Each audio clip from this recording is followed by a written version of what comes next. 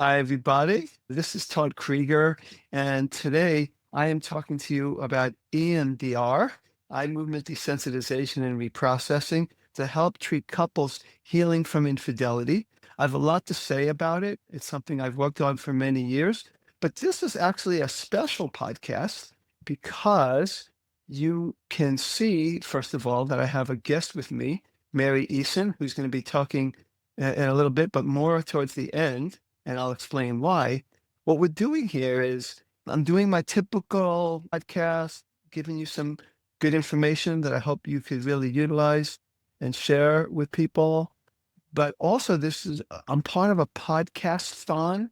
This is something that's been done since 2023, and I was intrigued by this idea. What the podcast-thon started out in 2023 was with over 300 French-speaking podcasts.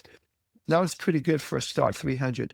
In March 2024, there were about over 400 podcasts from France, Belgium, Switzerland, Quebec, and also French-speaking Africa. They brought together over 1,500 podcasters. And in 2025, it's even bigger than that. And it's all over the world. It's multilingual. And the purpose of that is to focus on one charity and just to bring awareness. We're not asking for donations. You're not going to be asked to donate anything, even though we'll give you the opportunity to donate if you ever want to. But this is more about bringing awareness. And since I'm talking about EMDR, my charity that I have chosen for this is EMDR HAP. And we'll explain that and what that means. Of course, that's why Mary's here, because she has been very involved in it. And I'm excited about this. This is an organization that does many things, one of which it brings the treatment of eye movement desensitization and reprocessing to communities that need it, often disasters, most recently some of the LA fires, but many other disasters, both local and worldwide. So this is a special podcast here. Okay. But now I'm going to start by talking about what I do when I speak, when I treat, how I think about infidelity. So now that's what I'm known for mostly, healing infidelity, individuals as well as couples. And some people have described me on YouTube as a betrayer apologist, which I am not. I don't apologize. I don't make excuses for people that betray. I do not. As a matter of fact, the pain of infidelity is enormous. And the person who was betrayed is going through tremendous pain. And I call betrayal, infidelity, an interpersonal crime. So I'm not light on it. And what I mean by it's an interpersonal crime is that it steals from the person who didn't know what was going on the opportunity to make decisions based on what's true. For example, if we're driving and we come to an intersection, we need information to make a good decision. Is it safe to go, or do we need to stay put? Can I go left? Can I go right? We need good information so that we can make a decision. So a person who betrays, who has an affair of some kind, whether it's physical, virtual, etc., you're depriving that partner of yours the opportunity to make decisions based on what's true. And that to me is a stealing. It's a stealing. That's why I call it an interpersonal crime. So I'm attuned to the pain of the person who's betrayed. At the same time, to cast most people that betray as some bad person, to villainize them, is missing the mark.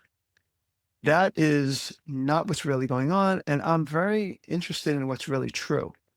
Not what we think is true, not stories about what's true, but what is true. And my work with trauma, especially using EMDR and working with many of my colleagues, such as Mary on this podcast, is that we are made up of different aspects of ourselves. We call it different things. Sometimes, for simplicity, I like to call it parts. We're made up of different parts. We're not just one. So a person who betrays, not all of them wanted to have this affair. maybe a part of them, maybe several parts of them. In almost all cases, there's parts of them that knew the whole time it was incorrect, that have guilt, that have remorse. I'm not necessarily talking about people that are sociopathic here. The great majority of my clients are not, but there's a part of them that did that. And it's my job to try to understand and help the client and help the partner understand what that part was trying to do for it. It's like we're a system, and everything we do is for a reason. And so I'm very interested in doing an archaeological dig with the person who betrayed, to try to help them understand what made them do it. How else will they ever be trustworthy again? A person who betrayed, who goes, I won't ever do it again, doesn't mean anything if they haven't addressed the underlying core patterns of why. So what I'm going to talk to you about is EMDR, but I'm going to also include another approach that I use, IFS, which stands for Internal Family Systems. And I use it for a variety of reasons. It's a simplistic language. It fits with my clients and what they do. But I am definitely an EMDR therapist that utilizes the IFS, Internal Family Systems, to help people process trauma. Before I have Mary talk about what is EMDR, because I think she could define it really wonderfully, I want to just say that there are different factors of what makes people cheat. And one of which is that we all, most all of us, are not one. We have different parts of us. I've been married 40 plus years, but I'd be lying if there wasn't a part of me that would go, oh, wouldn't it be interesting to have an experience with somebody new? It's a part of me, but it's certainly not going to hijack me. It's not something that I would want to do, and I haven't done in my 40 plus year relationship. But sometimes a part of that person will hijack you. And why is that? I believe that everything we do is to regulate our emotions. Attachment theory, which is a theory I utilize, talks about there are two ways we regulate our energy. One is we regulate it down, and one is we regulate it up. Regulating down means we go from more stressed to less stressed, and regulating up means we go from empty or neutral or bored to more alive. And we do that. I do that with my grandchild. When I stimulate him, he's sitting there and we start to play with the little black and white or colorful things, or I smile at him, or I sing him a song and he brightens up. He's being upregulated by my attunement to him. When he's stressed and crying, we got to figure out what it is. We tune into him. Sometimes I get it right. If I don't, I try something else. But we try to tune into him with down regulating him. This is what happens from the beginning of our life on this planet, and it continues throughout our lifespan. We're continually trying to regulate ourselves up and regulate ourselves down. I have found that people that betray are oftentimes people, it could go either way. It could be to escape stress, down regulating, or it could be to feel more alive. I could get more deeply into it. Maybe I will for a second. What are the things that I've found, especially I have found this with men, is that a man that has a mother, who had a mother who, for example, was preoccupied, was not able to give them to attunement. Let me define attunement. Attunement is, because I use that word already, is when I give you the experience that I get you, that I'm understanding you, that I'm with you. So if a child is excited and I go, oh my God, you're so excited. And I talk like this and I get all excited with them, they get the sense that I'm with them. If a mother is preoccupied, if they're overly stressed, and every time their child gets excited, they say, could you just settle down? You're making too much noise. Or if they're sad and fearful and the message they get is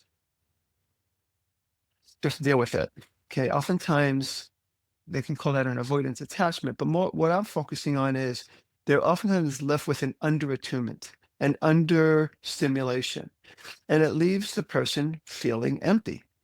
I have found that many of the people that either do compulsive masturbation or act out sexually in other ways are oftentimes people that came with that kind of childhood. They felt empty and they're trying to do something to fill themselves up. So there's a young part of them that is looking for a way to feel more alive. Now, as in everything when it comes to humans, it's complex. I'm not trying to keep it so simple. There are people that oftentimes it becomes a stress relief for them, whether it's compulsive masturbation or even infidelity on some level. My point here is that we always want to try to understand what's going on. On the side of the betrayed person, they also have different parts of them. So there's a part of them that has been hurt, that has been traumatized. I use EMDR a lot for people that was betrayed just to process the trauma so they can move on. But it also can trigger earlier trauma, childhood trauma, trauma when, or it could be teenage trauma, it could be any age trauma where they were betrayed in some other way, let down, abandoned. And it doesn't just trigger them in terms of the here and now, but it also can trigger old hurts and old wounds. So why I use EMDR is it's a way to help people beyond just talk therapy, to help them begin to process whatever the trauma was. Just to use my examples that I've used, if the person who betrayed had a life where they were understimulated, it's my job to help them attune into the little boy that didn't get enough and help them make up for that deficiency one way or the other. Help them have resources. Help that little boy know what it's like to resolve it. In the case of the betrayed person that might have been betrayed or abandoned earlier in life, we might start here and now, but we backtrack and go to a point where maybe the worst or the first terrible memory of abandonment and betrayal, we help them process it. So what do I mean by that? I'm going to ask you, Mary, now to talk a little bit about EMDR, which I know you're going to mainly talk later about this charity that we'll be talking about, but can you give the audience your own way of defining what eye movement desensitization and reprocessing is and why you use it? Todd, for having me. I really appreciate the opportunity to talk about. And by the way, Mary is a psychologist. I didn't even introduce you yet. Mary's a psychologist. She's a certified EMDR therapist. She does consulting. She's an approved consultant, I believe, and I am. among other things. So go ahead. Oh, it's that EMDR language. EMDR initially was started by Dr. Francine Shapiro in her PhD program, and she was going through some stressful events in her life, and she noticed as she was walking in a park that her eyes, while she was walking, her eyes moved from side to side, and she realized that she felt better, and she didn't understand what was happening, but she thought that the eye movement had something to do with it. So she began to research this in the late 80s and then wrote her dissertation on this, working with Vietnam vets, and realized that there was something to the eye movement in helping decrease the impact of traumatic events. And since that time, it's evolved to the reprocessing aspect, which is the idea that um, these memories, these traumatic memories we have, get stored dysfunctionally and they create these memory networks. And so if we have trauma in our childhood or even in our adulthood, and it can feel overwhelming to us, that can be like a big T trauma, like a car accident, or it can be small T trauma, which is repeated trauma over time, disattunement, like Todd's talking about not having attuned parenting can cause a lot of small T traumas. And sometimes these become too difficult for the brain to process out effectively. And so EMDR is this kind of trauma model with the idea that our traumatic memories are stored dysfunctionally in the same images, thoughts, emotions, and sensations that they had whenever we experienced our trauma. And EMDR believes that the brain can heal itself, that the brain is capable, it's adaptive, it's able to take memories and just make sense of them. That's why we don't remember what we had for breakfast 2 weeks ago, because the brain doesn't think, it's whatever, and off it goes. But when the trauma is too significant and the brain gets overloaded, those memories get stored dysfunctionally. So EMDR therapy in its evolution from when Dr. Francine Shapiro originally discovered this, has found that reprocessing of the memory. So, with the eye movement or other bilateral movement, can allow for the brain, helps the brain connect to that adaptive part, understand the memory, desensitize the memory, and discharge it. And so that's it in a really It's condensed. great. Well, that's well said. You said it better than I ever could. That's what we One. do. So that's what we do, and it's a wonderfully exciting intervention. A quick funny story about it is in 1990s, early 90s, I was told about this thing called EMDR, and I was going to do it, but I was told by someone, "Oh, it's too boring for you. You shouldn't do it." And I actually didn't listen. I listened to that person, not to my own gut, and I didn't do it. Years later, I was finding that when I was working with low sexual desire, which is another specialty of mine, I wasn't helping people who were molested as children. I just wasn't getting the help. So I tried different things. I tried the tapping therapies and all that. No, so I finally went for EMDR. It was years later. It was 2015. Oh my God, the best thing I ever did. I've had such success working with couples in that specific thing. That was what I did it for people that were molested and that it affected their sexuality. It blocked them from healthy sexuality. And I found that in pretty quick order, sometimes I was able to help people where I didn't before. And then I've used it for many other things. So thank you for that. And so in terms of dealing with infidelity, again, there's a lot that's going on there. And when I work with an individual, I might do EMDR differently than when I'm working with a couple. When I'm working with a couple, I have two people. I do work with healing from infidelity with individuals. And when I do it with just the infidelity, we go right into the process, and if there's trauma involved, which there almost always is, some kind of developmental things going on, then we go right into that EMDR, and I go into it fully.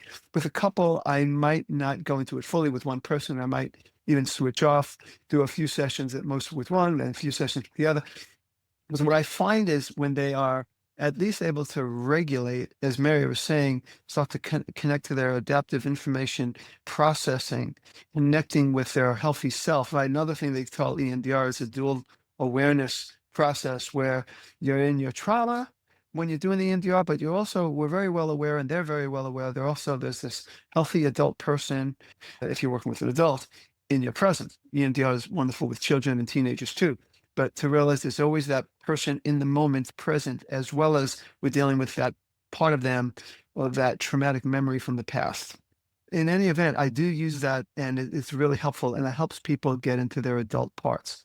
As you can see, I talk about parts, the part that, and the betrayed person that cheats is not their healthy adult part. It's another part.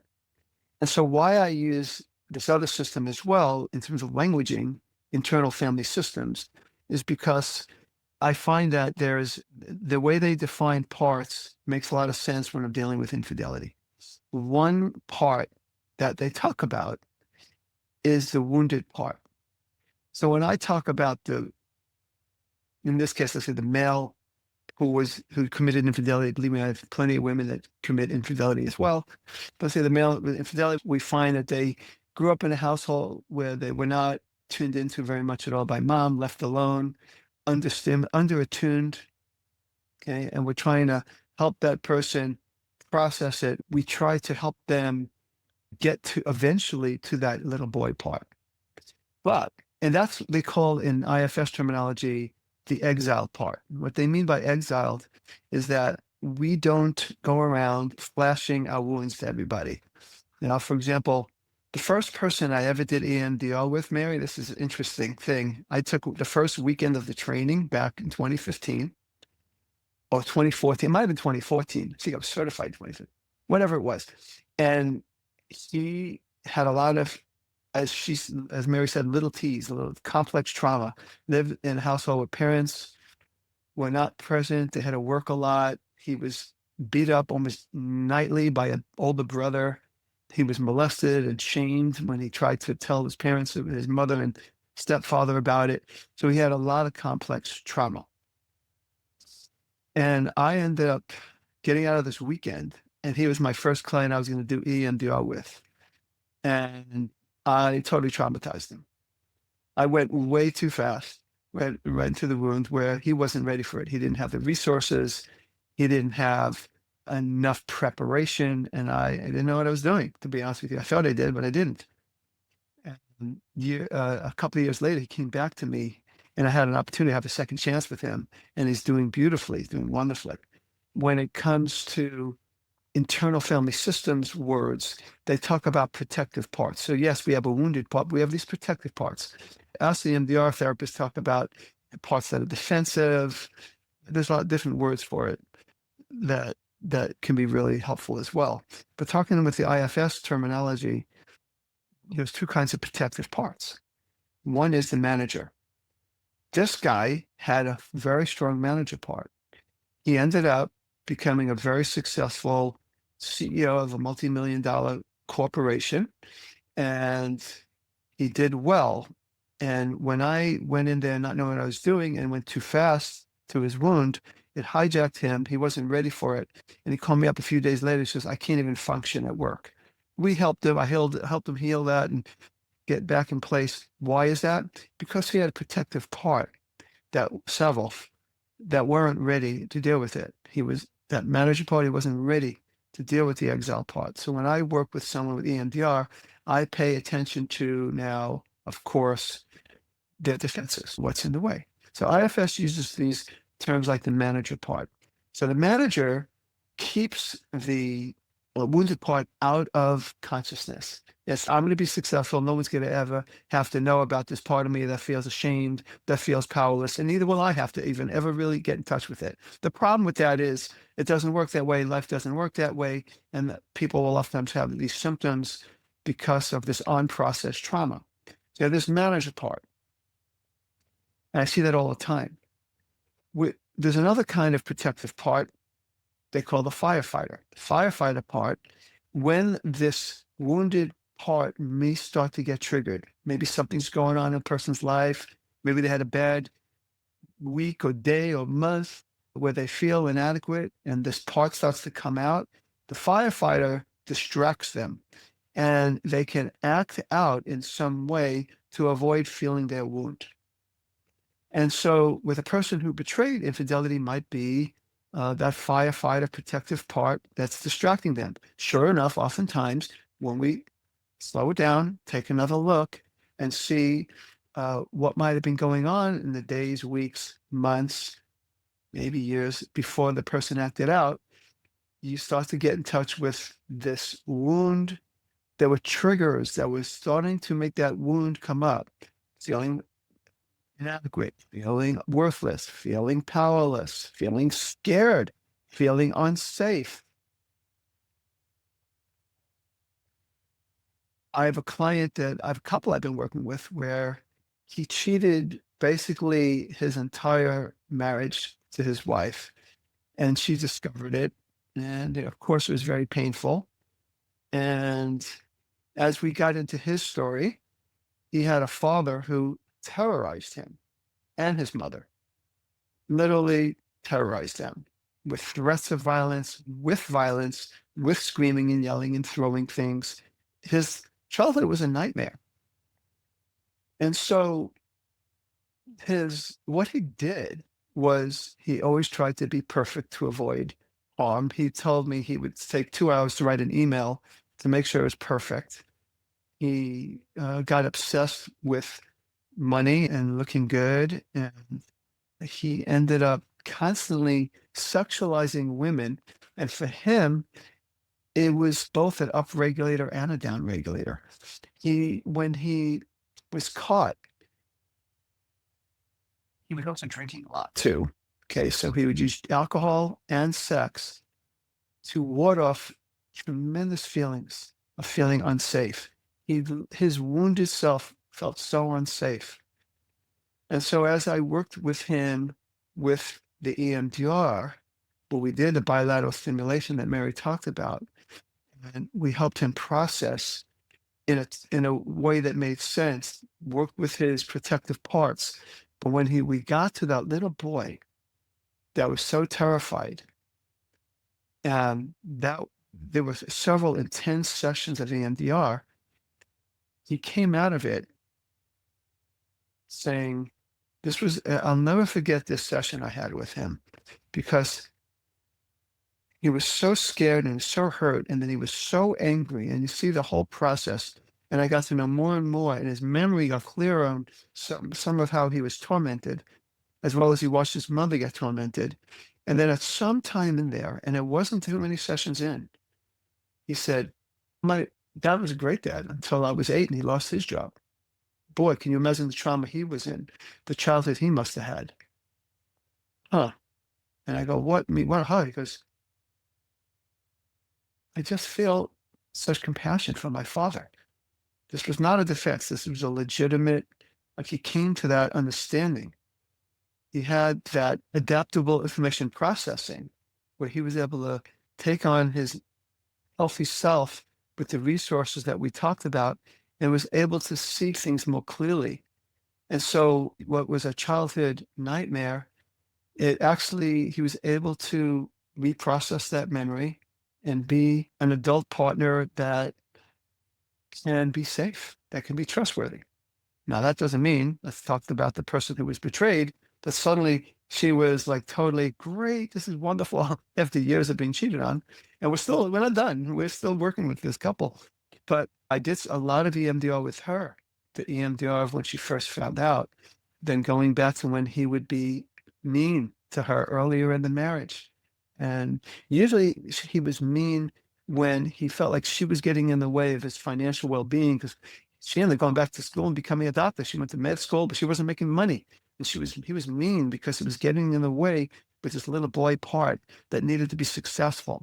So he felt unsafe, not good, to be abusive to his wife. He didn't hit her, but he yelled and he was mean and then he cheated. None of that's good. But with her, we're able to help her heal a lot. We're not done yet, but heal some of the memories that she had, both when she was at the effect of his abuse, but also when the moment she discovered the infidelity, and there was a continual discovering of the infidelity. They're in a much better place. Again, we're not finished yet, but they're in a much better place. I'll say this, it's a bold statement. I think he's as trustworthy a person as anybody I've met now, despite the fact that he cheated so much in his lifetime because he got to the trauma. He got to the trauma. The little boy had a chance to feel safe as we processed. And that little boy is not going to hijack him. Chances are very good that will never happen again. I can never guarantee it. But let's say when we're dealing with relationships, the probability is very good that he's a trustworthy person. And so that's just one more recent example of how I've used EMDR and how he understood this whole part of him that was like a firefighter part that IFS talks about, that he was able to successfully, with great harm to himself and her, distract himself from the absolute agony of feeling so unsafe and so worthless, I would say. And then S has its own terminology for the healthy part. They have a self with a capital S. In EMDR parlance, and I think, Mary, you would probably agree that we talk about the capacity to have an adaptive information processing, that there are aspects of us that are quite healthy that can serve as resources. And also we could take in resources. Other people can be resources. Different parts of us can be resources. Oftentimes with EMDR, we'll do what's called cognitive interweaves, where we help people look at what would you say if that was your child going through that, and it evokes that healthy adult parent part that might be very kind to their child if they were in that condition, but surely haven't been that kind to themselves. There are many things we do with the bilateral processing, as well as installing what we call a positive cognition. Like this man, suddenly this positive cognition was, I'm safe in the world. I'm enough versus I'm not safe. I'm not enough. As we install that part of the EMDR 8-step process, he walks around more solid, more healthy in his adult place. Does that mean he never has an insecure feeling? Of course not. But he has the resources to regulate. And really what we're talking about is just that. How do we help people regulate so that they don't dysregulate themselves or dysregulate their partner or dysregulate their relationship? So now a couple, as they go through this kind of healing using EMDR, that they can live more and more in their adult self and they can have more adult to adult conversations where they handle their pain, but they can regulate each other's autonomic nervous system in healthy ways, as opposed to the secrets and the infidelity and all the stuff that people do. And of course, even with the betrayed person, a part of the betrayed person oftentimes wants to get revenge. Who wouldn't? There's a part of them that's angry that wants to get revenge, might even want to have their own affair. And I've had clients that have done that, that have been betrayed, and it makes their life worse every time. So it's appreciating all the parts, making room for them, understanding, being kind to them, but at the same time, helping them regulate in such a way that they have the best chance of being healthy individuals and healthy partners. So the last thing I'll say before I turn it over to Mary is that infidelity is terrible. It's a terrible thing. It's a crisis. But there can be two things true at the same time. It's a crisis, but there is also something called post-traumatic growth. And I've seen thousands of couples that have gone through this crisis of infidelity, even though it's a bad thing, that they develop the kind of relationships that they never had even before the infidelity started or before the discovery of it, because they have now had the opportunity to explore the different parts of who they are and have better options in how to regulate themselves and each other. So that's a little bit more of how I use EMDR with a little help of IFS to help couples heal from infidelity. But I do want to talk to you now about this charity, because I was thinking, what do I want to do? And it took me all of about 2 minutes to say, oh, I know what I want. So Mary, I want you to talk about this wonderful organization and what they do, and maybe how people can learn about it, and if they want, donate. Your charity is EMDR Humanitarian Assistance Programs, which is now EMDR Trauma Recovery / Humanitarian Assistance Programs. And Yes, I noticed that. I just wanted to be, I don't want to clarify, but the Yes. website is still emdrhappy.org if you want to go check it out. But we're, EMDR.org. I'm just repeating it. Yes. yeah, but we do now, we're trauma recovery. And I think it speaks to the overall goal of the organization. And again, this organization started by Dr. Francine Shapiro not long after she developed EMDR therapy herself.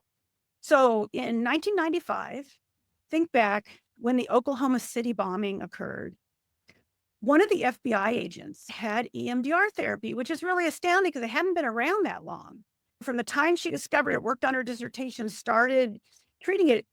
I don't know really how he found out about it, but he called for help. Because if you guys remember in Oklahoma City, that was a huge bombing with 68 people died. I think 168 people died, plus hundreds wounded. And then if we think about how trauma gravitates out, it's all those people's families and all those people Yes. who didn't go to work that day, or all those people who live in the neighborhood, how impacted that is. So trauma has a way of affecting everybody, even if you're not in the moment. And then if we think about all the first responders who were there, so everybody from dispatch to ambulance to all the FBI agents, all the Yeah. firefighters, it's trauma can be just so overwhelming. So this wonderful FBI agent asked for help, saying that imagine in Oklahoma City in 1995, there's not enough therapists in Oklahoma City to handle the need of everybody who was impacted. So at that time, 100 EMDR trained therapists went into Oklahoma City. They did training of therapists there. They saw 1,000 people over the, they went in, they took like shift work, like 2 weeks that women would come and they would just rotate in and ended up seeing 1,000 people. And out of that development became this trauma recovery, humanitarian assistance with the idea of helping communities in the event of disaster, but also teaching people about the impact of trauma. And so it has evolved over this time.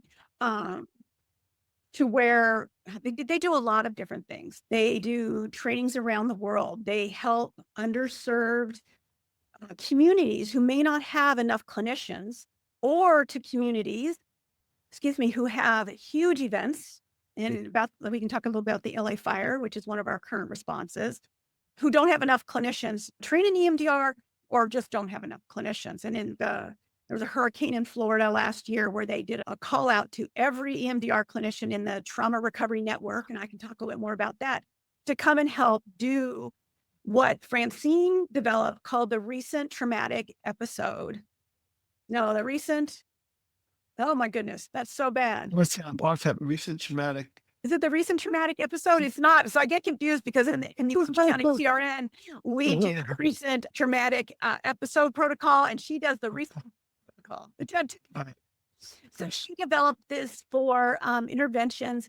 If something that's happened to you is happened recently, and the research of this shows that if we can get in there and do EMDR therapy, this recent event protocol, we can keep people who have experienced traumatic episodes from converting to post-traumatic stress disorder, which is really profound and really can impact life.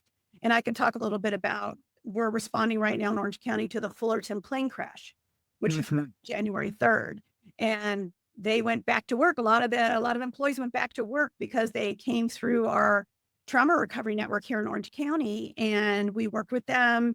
And there was also some on the ground work done from the County of Orange that was really helpful, and from the fire departments. So basically, the EMDR trauma recovery has, besides education and training, and then providing support in underserved communities, we also have a regional kind of organizations can pop up. You can do one on your own if you're an EMDR therapist and you're listening, and there isn't a trauma recovery network in your area. You can volunteer to start one, which is what happened here in Orange County. Do you want me to talk a little bit about how we started? Yes, absolutely. Okay, so Todd and I are both practicing here in Orange County, and you might remember the Route 91 Harvest Festival shooting, which happened in Las Vegas. I think it was in 2017, Yes. 2018, somewhere in there. And for those of you who are listening, who are familiar with Southern California, we're a short drive to Las Vegas. And so a lot of people who were at that festival were from Southern California. What was happening is hundreds of people who were there came back home and were traumatized. Some of them had been shot and they were in recovery, but they were traumatized. And so my colleague, Dr. Michelle Gottlieb, we have been talking about starting our own TRN. And after that happened, we realized, oh my gosh, we don't have the resources, really. We're not organized to respond. We decided in 2018 that we would develop our own trauma recovery network. And so if you go on the website and you click on the tab that says TRN, you can see all the trauma recovery networks in the United States. And so if you're hearing me, but you're not in Southern California, you can go look and see if there's one in your area. And our goal is to respond to events that happen to the citizens of our county and provide pro bono EMDR sessions to help people move through that and get back to work, back to functioning. That's great. That's great. And you're so right that if you get to it soon enough, Yes. that it can prevent PTSD. That's amazing. People don't realize that PTSD isn't just from trauma, it's from unprocessed trauma. And so to get in there and help them process that trauma with the skill and the recent event protocols, that could really save a lot of problems, a lot of therapy later to be able to do that. People, you think that, well, that must take a really long time. And what we have found, and what the research finds, and what the national organization, Trauma Recovery, has found, that in as little as 3 sessions, somebody can feel back to normal, so to speak. We don't take the memory away, but we take the body's response to the memory. We allow the adaptive part of the brain to understand what happened. So when we responded to Cook's Corner shooting, August 2023, we probably saw 50 people over 6 months. And what always surprises even the clinicians, like in 3 sessions, they're feeling really good and they can go back to work there, or they could go back to their jobs. And I'm often surprised by that as well, that 3 or 4 sessions and people feel reconstituted and They're able to sleep better, their functioning is better. And so that always surprises me. And so if you're listening to Todd and I today and you've had an experience like this, you're going to want to seek some EMDR work because I think it would be really helpful. If Yeah, you, it's the Cook's Corner thing is I was literally we had just landed in Hawaii, my family, and my client called me up and said, "My best friend's wife was killed." I'm pretty sure I got that. Anyway, I talked about you guys and I said, "I'm here. I'm about to start a vacation anyway." But he got back to me later, and sure enough, like you said, the person was doing okay.